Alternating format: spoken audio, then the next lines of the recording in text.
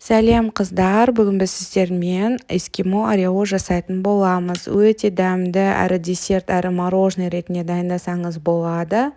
Және қонақ келгенде дастарханға дайындасаңыз өте әдемі көрінеді. Ол үшін ең алдымен орео печеньесін блендерден өткізіп майдалап аламыз.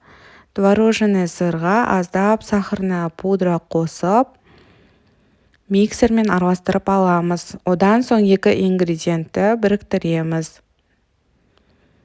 Біріктіріп алған соң осындай мешокқа салып, формаларымызға жартылай құйып шығамыз.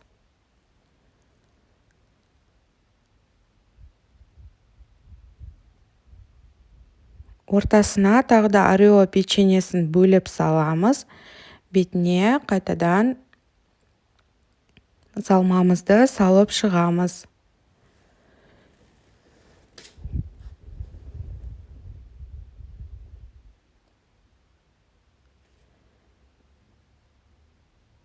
Осылай салмамызды салып шыққан соң бетін тегістеп, формамызға арнайы таяқшаларды орналастырып шығамыз.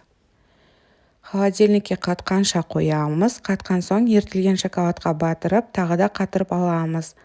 Қалауларыңызша сәндесең, міндетті түрде дайындап көріңіздер. Балаларға бұл өте қатты ұнайды.